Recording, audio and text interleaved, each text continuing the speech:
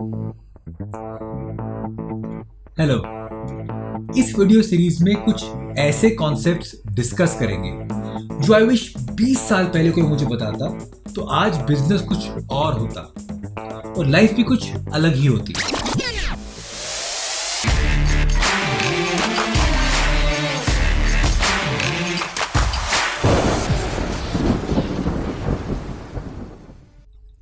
कल के वीडियो में हमने एक ह्यूमन बिहेवियर और डिसीजन मेकिंग का एक सिंपल मॉडल बनाया था जिसमें हमने 3 पिलर्स की बात की: ट्रस्ट, एफर्ट या बिजनेस में कॉस्ट और आउटकम।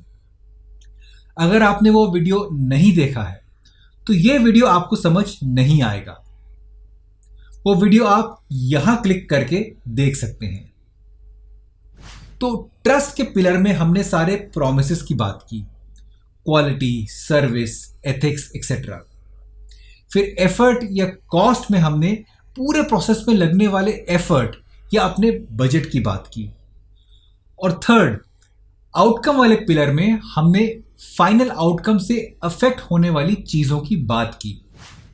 मतलब अगर हम उस फाइनल आउटकम से कंफर्टेबल होते हैं तो ही हम उस डिसीजन पर आगे बढ़ते हैं। फिर आता है एक चौथा एलिमेंट, फैन, जो इन तीनों पिलर्स की इक्वेशन को चेंज कर देता है। मतलब ट्रस्ट का पिलर और भी स्ट्रांग हो जाता है और बाकी 2 पिलर्स, कॉस्ट और आउटकम, उतने मायने नहीं रखते। अरे ये क्या फैन लगा रखा है? कोई फिल्म स्टार या क्रिकेटर है क्या कोई? जरूरी नहीं कि सिर्फ क्रिकेटर्स या फिल्म स्टार्स के ही फैंस होते हैं।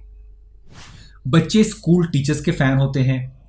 सोसाइटी में लोग उन अंकल के फैन होते हैं जो बहुत अच्छा गाना गाते हैं। इन शॉर्ट, फैन किसी के भी हो सकते हैं। अगर आप किसी इंसान के या किसी चीज के फैन हो तब आप कॉस्ट नहीं देखोगे, ना कन्वीनियंस। इसका यह मतलब नहीं है कि आप किसी को फैन बनाकर उसे घटिया माल बेच दोगे या उसे चीट करोगे। फैन बनाने का यह मतलब है कि आप अपने पोटेंशियल बेनिफैक्टर यानी कस्टमर्स, क्लाइंट्स, ऑडियंस की रिक्वायरमेंट पूरी तो करोगे, पर साथ में बिना किसी एक्सपेक्टेशन के आप एक रिलेटेड एक्ट ऑफर करोगे जिससे कस्टमर की लाइफ बेटर हो जाए या आसान हो जाए। इस डेफिनेशन को जरा डिकोड करो भाई। ओके, पर कुछ भी समझने से पहले ये खुले दिमाग से एक्सेप्ट करना होगा कि हम कई चीजें आज तक गलत करते आए हैं। हमें चीजों को एक नए नजरिए से भी देखना होगा। ओके, एक्सेप्ट कर लिया कि आज तक सब गलत किया, पर सही क्या है? हमने ये समझना है कि हम डिसीजंस कैसे लेते हैं और क्यों लेते हैं। मैं कुछ रियल लाइफ और रिलेटेबल एग्जांपल्स लूंगा ये कॉन्सेप्ट समझाने के लिए। मेरा पहला एग्जांपल है गोविंद। ये कई सालों से शाम को हमारी सोसाइटी में आइसक्रीम बेचता है। गोविंद को पता हो या ना हो, पर गोविंद की अपनी फैन फॉलोइंग है। आपने 2-4 बार अगर गोविंद से आइसक्रीम खरीद ली तो आप किसी और आइसक्रीम वाले से कुछ भी नहीं खरीद सकते। बिजनेस सेट है। अब इस एग्जाम्पल में तीनों पिलर्स को अगर स्टडी करें तो ट्रस्ट का पिलर स्ट्रांग है क्योंकि क्वालिटी लोकल नहीं है बल्कि एक एस्टैब्लिश्ड कंपनी की है जो नेशन वाइड अच्छी आइसक्रीम सप्लाई करती है। और कॉस्ट के पिलर को स्टडी करें तो वो भी ठीक है क्योंकि हर रेडी वाला आइसक्रीम उसी कॉस्ट पर बेच रहा है। और आउटकम वाले पिलर को अगर स्टडी करते हैं तो वहां भी आपको आइसक्रीम खाकर वही सेटिस्फैक्शन मिलेगी जो 4 कदम दूर खड़े दूसरे आइसक्रीम वाले से आइसक्रीम खरीदने से होगी। ये तीनों पिलर्स हर कोई आइसक्रीम वाला मैच कर रहा है, पर फिर गोविंद के ही फैंस क्यों हैं? अगर हम फैन बनाने की डेफिनेशन फिर से देखें तो ये समझ आता है कि तीनों पिलर्स को मैच करने के बाद गोविंद एक ऐसा रिलेटेड एक्ट ऑफर करता है जिससे उसके कस्टमर्स की लाइफ बेटर हो जाती है, चाहे 2-4 मिनट के लिए क्यों ना सही। गोविंद से आप कुछ खरीदो या ना खरीदो, वो हमेशा मुस्कुराकर और प्यार से ही बात करता है। आप गर्मी से कितने ही परेशान हो, गोविंद से 2 मिनट अगर आप बात कर लो तो आप बेटर फील करने लगते हो।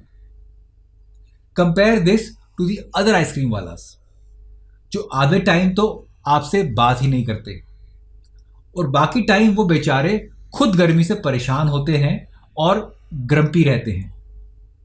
फिर पान तंबाकू थूक कर आपसे पूछते हैं, हाँ जी भैया क्या चाहिए। तो गोविंद तो सिर्फ पोलाइट कस्टमर सर्विस ही दे रहा है ना, इसमें कौन सी बड़ी बात है, ये तो हर एक को करना चाहिए।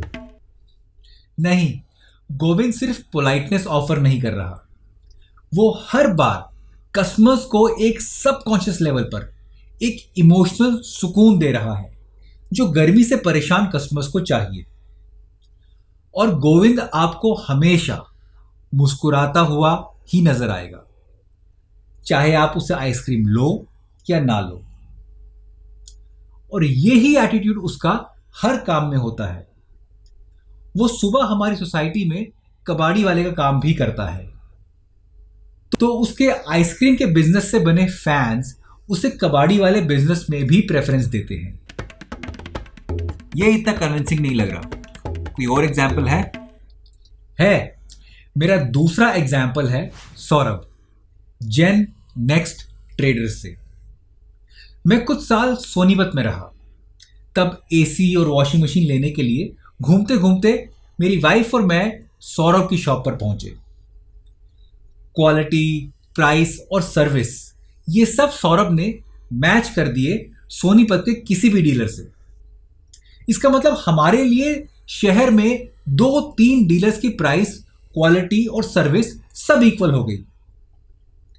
पर हमारे घर में ऑलमोस्ट सारे अप्लायंसेस सौरभ की शॉप से ही लिए गए, क्योंकि हम सौरभ के फैन बन गए। बिजनेस सेट है, पर प्राइस मैच कर दोगे तो कोई भी फैन बन जाएगा, ऐसा जरूरी नहीं है। हम 2-3 डीलर्स में से किसी से भी सामान ले सकते थे, पर हमने ऑलमोस्ट सारे अप्लायंसेस सौरभ से ही लिए। डेफिनेशन के हिसाब से हमारी रिक्वायरमेंट पूरी करके सौरभ ने कोई रिलेटेड एक्ट ऑफर करना है, राइट? तो सौरभ हर कस्टमर को प्रोडक्ट्स का गाइडेंस देते हैं, डेमो से ज्यादा कस्टमर्स की नीड्स को समझते हुए उन्हें गाइड करते हैं। और रिटर्न में ये बिल्कुल एक्सपेक्ट नहीं करते कि कोई उनसे सामान खरीदेगा। कभी एक टिपिकल सेल्समैन की तरह खरीदने के लिए पुश नहीं किया, और कभी भी फोन करो या मैसेज करो, हमेशा ऑनेस्ट गाइडेंस ही मिलता है। उसके बाद चाहे मैंने किसी और से कभी सामान ले लिया हो, पर सौरभ का कभी भी मेरे लिए या किसी और कस्टमर के लिए बर्ताव चेंज नहीं हुआ। और आफ्टर सेल सर्विस और सपोर्ट भी औरों के कंपैरिजन में बहुत अच्छी है। वारंटी पीरियड के बाद भी मैंने कुछ चीजें उनके पास भेजी रिपेयर के लिए, और इस सारे प्रोसेस में कस्टमर्स उनके फैन बन जाते हैं और ट्रस्ट का पिलर और भी ज्यादा स्ट्रांग हो जाता है। और मजे की बात यह है कि अब मैं सोनीपत से दिल्ली शिफ्ट हो गया हूं, और यह बात सौरभ को भी पता है। पर फिर भी आज कोई होम अप्लायंस की इंफॉर्मेशन लेने के लिए मैं सौरभ को ही फोन करता हूं, और आज भी मेरा फोन आंसर करते हैं और ऑनेस्ट गाइडेंस देते हैं। हाँ, ये तो फालतू की ज्ञानबाजी हो गई, इससे दुकान थोड़े ना चलेगी। आज भी अगर कोई मेरे सोनीपत के फ्रेंड्स या पुराने नेबर्स अगर मुझे पूछें कि टीवी, फ्रिज, एसी कहां से लेना है, तो मैं सौरभ का ही रेफरेंस देता हूं। इनफैक्ट पिछले कुछ सालों में मैंने ही खुद 4-5 कस्टमर्स भेजे हैं सौरभ की शॉप पर। ठीक है, थोड़ा थोड़ा समझ आ रहा है, और भी समझ आ जाएगा मेरे तीसरे एग्जाम्पल के बाद। लेट श्री प्रदीप शर्मा जी। प्रदीप जी के साथ मेरा 15 साल से भी ज़्यादा का बिजनेस एसोसिएशन रहा। वो बताते थे कि कैसे अपने यंग एज में वो साइकिल पर यहाँ वहाँ जाकर काम करते थे। फिर धीरे धीरे बिजनेस ग्रो किया, एक बाइक ली, एक छोटी सी जगह किराए पर ली और फाइनली दिल्ली जैसे शहर में उन्होंने अपनी खुद की जगह खरीद कर अपना बिजनेस एस्टैब्लिश किया। मंदी के टाइम में भी चाहे थोड़ा ही सही पर प्रदीप जी की फैक्ट्री में काम जरूर होता था। बिजनेस सेट है। पर ऐसा क्यों भाई? ऐसा क्या करते थे प्रदीप जी? प्रदीप जी के भी बहुत सारे फैंस थे। प्रदीप जी स्क्रीन प्रिंटिंग और स्टिकर्स और शीट पेस्टिंग का काम करते थे। उनकी खास बात यह थी कि आपका कोई भी काम फंसा हो और वो काम अगर प्रदीप जी से हल्का सा भी रिलेटेड हो तो वो कहीं ना कहीं से कोई जुगाड़ लगाकर आपका काम निकलवा देते थे, फ्री ऑफ कॉस्ट। अब वो चाहे कस्टमर हो या सप्लायर या कोई ऑटो वाला या रिक्शा वाला, जो भी प्रदीप जी के पास अपनी प्रॉब्लम्स लेकर गया उसे ऑलमोस्ट हमेशा सॉल्यूशन मिल ही जाता था। अब उसके लिए प्रदीप जी किसे फ़ोन करते, कहाँ से कनेक्शन लगाते थे, हमें नहीं मालूम, पर स्क्रीन प्रिंटिंग या स्टिकर्स या उनके बिजनेस से रिलेटेड टेढ़े से टेढ़ा काम भी निकलवा देते थे प्रदीप जी। और वो आपसे पैसे उतने ही लेते थे जितने का काम उन्होंने अपनी फैक्ट्री में किया, बाकी सारी हेल्प फ्री ऑफ कॉस्ट। अरे ऐसे ही कस्टमर को चमकाते होंगे यार, ऐसे ही तो धंधा आता है। प्रदीप जी का ये हेल्पफुल एटीट्यूड सिर्फ कस्टमर्स के लिए ही नहीं था। जैसे कि मैंने कहा कि कस्टमर्स, सप्लायर्स, नेबर्स, ट्रांसपोर्टर्स, हर एक की कहीं ना कहीं से लाइफ आसान की थी प्रदीप जी ने।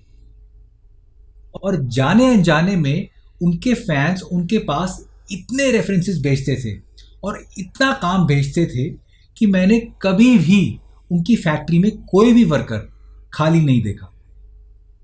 और उनकी डेथ के बाद भी उनकी गुडविल के कारण उनके फैंस अभी भी उनके बेटे के पास काम करवाने जाते हैं।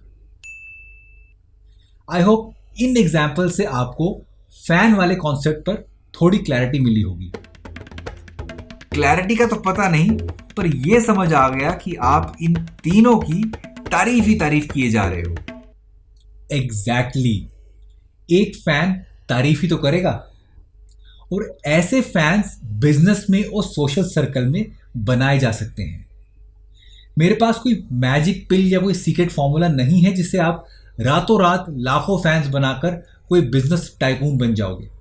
आई can just give you my take and my understanding about what might work better for you. और ऐसा नहीं है कि ये आइडिया लगाने से आपकी सारी गलतियां माफ हो जाएंगी और यह सक्सेस 100% मिलेगी। फैंस बनाने से बिजनेस ग्रोथ आसान हो जाती है। मेहनत तो करनी पड़ती है, नो डाउट। ऐसा नहीं है कि गोविंद ने या सौरभ ने या प्रदीप जी ने कभी कोई गलती नहीं की है या मेहनत नहीं की। आई एम श्योर गलतियां भी की हैं और बहुत ज्यादा ही की होंगी। पर कुछ भी हो जाए, उनका ये एक selfless act of giving to the customers कभी कम नहीं हुआ। हर एग्जाम्पल में इन लोगों ने अपने कस्टमर्स की लाइफ किसी ना किसी तरीके से बेटर की है या आसान की है, बिना किसी एक्सपेक्टेशन के, जो उनका कंपटीशन नहीं कर रहा। तो अगर आप एक कस्टमर के पर्सपेक्टिव से देखो तो आपको एक कंपेरेबल क्वालिटी, कंपेरेबल प्राइस और सर्विस तो मिल ही रही है और साथ में कुछ फ्री भी मिल रहा है, जिससे आपकी लाइफ आसान हो रही है, बेटर हो रही है, चाहे थोड़ी देर के लिए ही सही। आई एम नॉट सेइंग कि यूनिकनेस, इनोवेशन, हाई क्वालिटी जैसे फैक्टर्स बिजनेस ग्रो नहीं कर सकते। डेफिनेटली कर सकते हैं।